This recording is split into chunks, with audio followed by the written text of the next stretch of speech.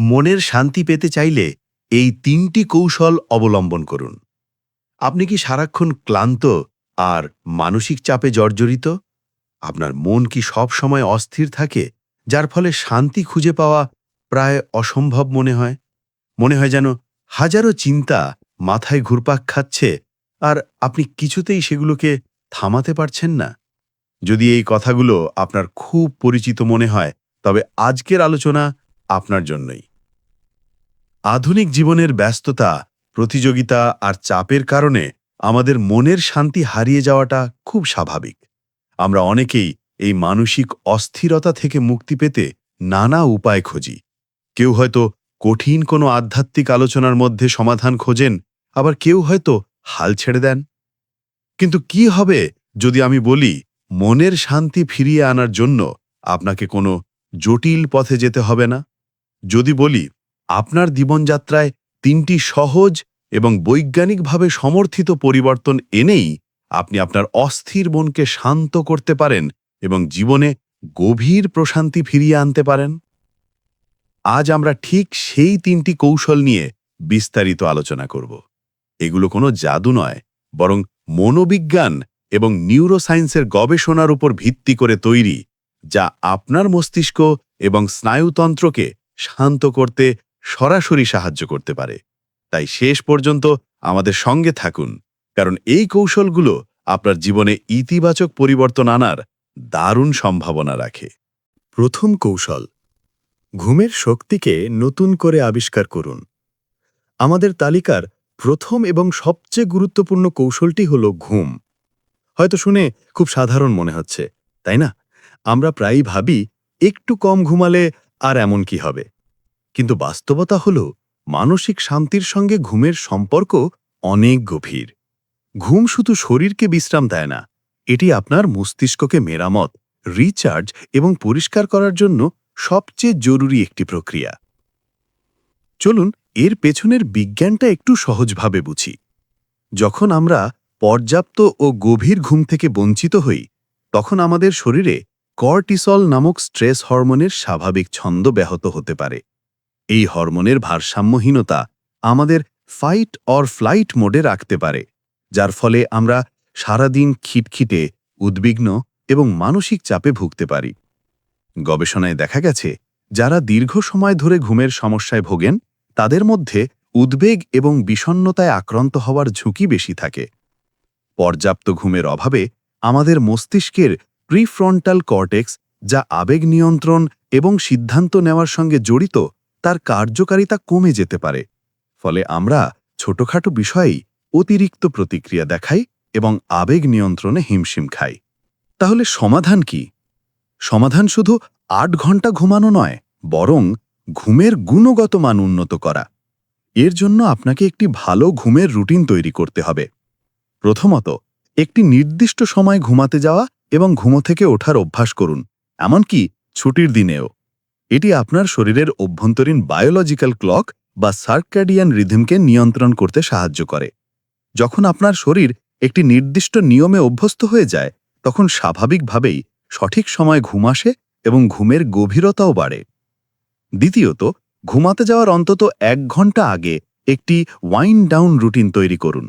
এই সময়ে mobile, laptop বা টিভির নীল আলো থেকে দূরে থাকুন।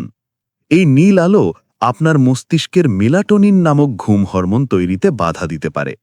এর পরিবর্তে হালকা গরম জলে স্নান করতে পারেন, শান্ত কোনো গান শুনতে পারেন অথবা বই পড়তে পারেন। সবচেয়ে গুরুত্বপূর্ণ হল, ঘুমাতে যাওয়ার আগে ৫ থেকে ১০ মিনিটের জন্য মেডিটেশন বা গভীর শ্বাসের ব্যায়াম করতে পারেন। গবেষণায় দেখা গেছে যে ঘুমের আগে এই ধরনের অভ্যাস আমাদের প্যারাসিম্প্যাথেটিক নার্ভাস সিস্টেমকে সক্রিয় করতে সাহায্য করে, যা শরীরকে রেস্ট অ্যান্ড ডাইজেস্ট মোডে নিয়ে যেতে পারে।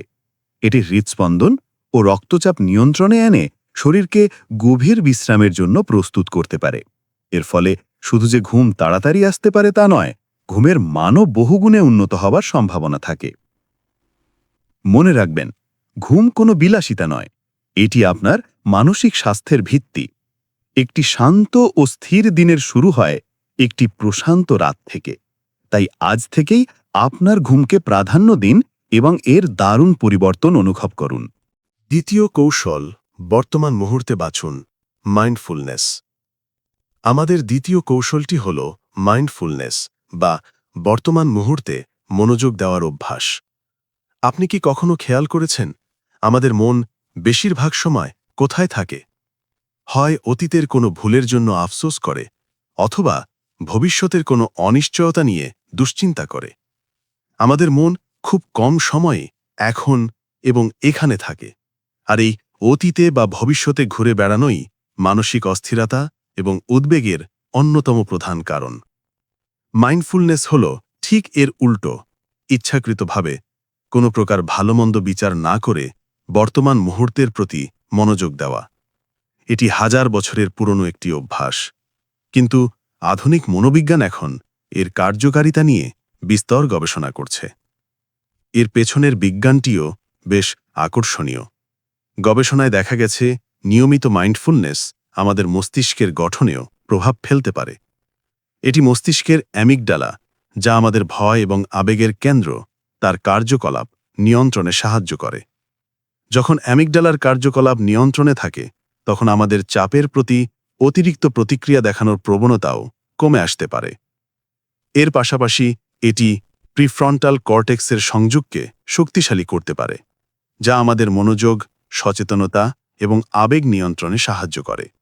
এক কথায়, মাইন্ডফুলনেস আপনার মস্তিষ্ককে শান্ত এবং স্থির থাকার প্রশিক্ষণ দেয়। অনেকেই মনে করেন মাইন্ডফুলনেস মানে ঘন্টার পর ঘন্টা ধ্যান করা, কিন্তু বিষয়টি মোটেও তেমন নয়। আপনি আপনার দৈনন্দিন জীবনের যে কোনো কাজের মাধ্যমে এর অনুশীলন করতে পারেন। যেমন মাইন্ডফুল ইটিং বা সচেতনভাবে খাওয়া। পরের বার যখন খেতে বসবেন, তখন তাড়াহুড়ো না করে আপনার প্লেটে থাকা খাবারের দিকে মনোযোগ দিন। এর রং, গন্ধ এবং গঠন অনুভব করুন। প্রতিটি বাইট ধীরে ধীরে চিবিয়ে খান এবং এর স্বাদ পুরোপুরি গ্রহণ করুন। এই সাধারণ অভ্যাসটি আপনার মনকে বর্তমান মুহূর্তে ফিরিয়ে আনবে। আরেকটি সহজ উপায় হল মাইন্ডফুল ওয়াকিং বা সচেতনভাবে হাঁটা। যখন হাঁটবেন, তখন আপনার পায়ের নিচের মাটি বা মেঝে অনুভব করুন। আপনার শরীরের নড়াচড়া, বাতাসের স্পর্শ এবং চারপাশের শব্দগুলোর প্রতি মনোযোগ দিন। আপনার ফোনটি পকেটে রাখুন এবং শুধু হাঁটার অভিজ্ঞতায় নিজেকে ডুবিয়ে দিন। সবচেয়ে সহজ এবং শক্তিশালী অনুশীলনগুলোর মধ্যে একটি হল শ্বাস-প্রশ্বাসের উপর মনোযোগ দেওয়া। চলুন এখনই একসাথে 1 মিনিটের জন্য এটি চেষ্টা করি। যেখানেই থাকুন না কেন, আরাম করে বসুন। চোখ বন্ধ করতে পারেন বা নিচের দিকে তাকিয়ে থাকতে পারেন। আপনার সমস্ত মনোযোগ আপনার শ্বাস-প্রশ্বাসের ওপর নিয়ে আসুন। লক্ষ্য করুন কিভাবে বাতাস আপনার নাক দিয়ে ভেতরে প্রবেশ করছে এবং বেরিয়ে যাচ্ছে। শ্বাস নেওয়ার সময় আপনার বুক এবং পেট কিভাবে ফুলে উঠছে এবং শ্বাস ছাড়ার সময় কিভাবে সংকুচিত হচ্ছে তা অনুভব করুন। শ্বাসকে নিয়ন্ত্রণ করার চেষ্টা করবেন না। এটি যেভাবে স্বাভাবিকভাবে চলছে, শুধু তার দর্শক হয়ে থাকুন। এই সময়ে আপনার মাথায় হয়তো অনেক চিন্তা আসবে। সেগুলোকে জোর করে তাড়ানোর চেষ্টা করবেন না। শুধু চিন্তাগুলোকে আসতে দিন এবং যেতে দিন, এবং আলতো করে আপনার মনোযোগ আবার শ্বাসের দিকে ফিরিয়ে আনুন। এই ছোট্ট একটি অনুশীলনই আপনার স্নায়ুতন্ত্রকে মুহূর্তের মধ্যে শান্ত করতে সাহায্য করতে পারে। প্রতিদিন মাত্র 5 থেকে 10 মিনিট এই ধরনের অনুশীলন আপনার জীবনে একটি বড় পরিবর্তন আনতে পারে। মাইন্ডফুলনেস আপনাকে শেখায় যে আপনি আপনার চিন্তার দাস নন, বরং আপনি আপনার চিন্তার পর্যবেক্ষক। আর এই উপলব্ধি আপনাকে মানসিক শান্তি অর্জনের পথে অনেক দূর এগিয়ে নিয়ে যাবে। তৃতীয় কৌশল হল কৃতজ্ঞতার অনুশীলন। আমাদের আজকের তালিকার শেষ এবং সবচেয়ে হৃদয়গ্রাহী কৌশলটি হল কৃতজ্ঞতা বা গ্র্যাটিটিউডের অনুশীলন। আমরা প্রায়শই আমাদের জীবনে কি নেই তা নিয়ে ভাবতে গিয়ে ভুলে যাই যে আমাদের কাছে কত কি আছে। আমাদের মন স্বাভাবিকভাবেই নেতিবাচকতার দিকে বেশি আকৃষ্ট হয়। এই প্রবণতাটি হয়তো আমাদের পূর্বপুরুষদের টিকে থাকার জন্য সহায়ক ছিল, কিন্তু আধুনিক জীবনে এটি প্রায়শই আমাদের মানসিক অশান্তির কারণ হয়ে দাঁড়ায়। কৃতজ্ঞতা অনুশীলন হল ইচ্ছাকৃতভাবে আমাদের মনোযোগকে জীবনের ইতিবাচক দিকগুলোর দিকে ফেরানো। এটি শুধু একটি সুন্দর ভাবনা নয়, এর পেছনেও রয়েছে শক্তিশালী বিজ্ঞান। যখন আমরা কৃতজ্ঞতা অনুভব বা প্রকাশ করি, তখন আমাদের মস্তিষ্কে ডোপামিন বা সেরোটোনিনের মতো নিউরোট্রান্সমিটার নিঃসরণ হতে পারে, যা আমাদের মন ভালো করতে এবং আনন্দের অনুভূতি বাড়াতে সাহায্য করে। এই রাসায়নিকগুলোকে প্রায়শই সুখের হরমোন বলা হয়।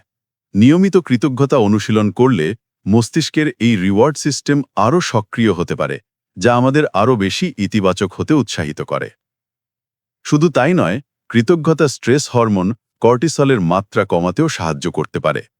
কিছু গবেষণা অনুযায়ী যারা নিয়মিত কৃতজ্ঞতা অনুশীলন করেন, তাদের মানসিক শক্তি বা রেজিলিয়েন্স বেশি থাকে এবং তারা প্রতিকূল পরিস্থিতি ভালোভাবে মোকাবেলা করতে পারেন।